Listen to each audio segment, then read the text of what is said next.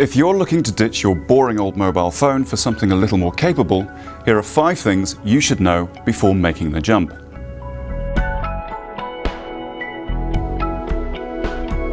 First, let's talk about numbers.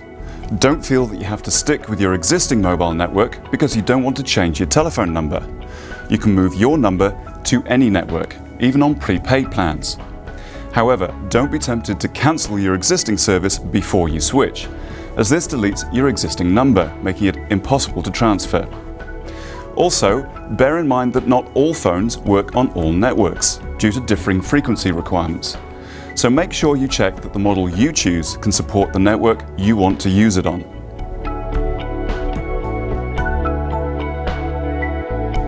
Every smartphone sold today uses a touch-sensitive screen to access its features. Most use capacitive screen technology, which uses conductivity to know where it's being touched. Less common, but still used, is the resistive screen, which responds to physical pressure and can be operated with a finger or a stylus. Some argue that resistive screens are better for things like drawing and handwriting recognition, plus they don't end up covered in greasy fingerprints.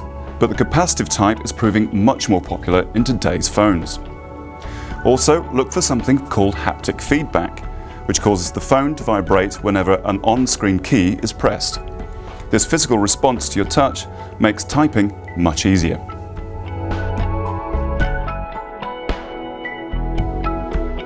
When people say OS or OS, they mean the software that makes the phone work. These days, the main operating systems found on smartphones are iOS, Android, Symbian, Windows Mobile, and BlackBerry OS. iOS, Symbian, and BlackBerry OS are specific to Apple, Nokia, and BlackBerry products. Windows Mobile and Android can be found on a wider range of phones, from manufacturers like Samsung, Sony Ericsson, and HTC. There are 2 reasons why your choice of OS matters. Firstly, it determines how you interact with your phone. And secondly, your choice of operating system defines the apps you can use. Which brings us to our next topic.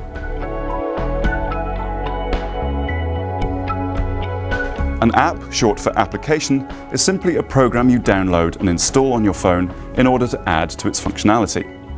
The most popular apps are typically games, but there's a massive variety of content available, from navigation to social interaction, productivity to entertainment.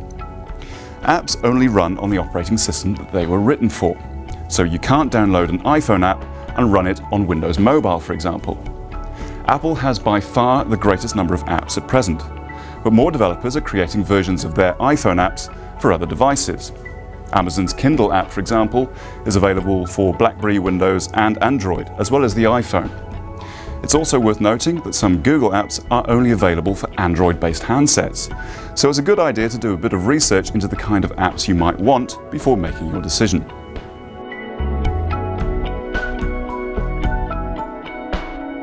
Finally, owning a smartphone for the first time can be a revelation.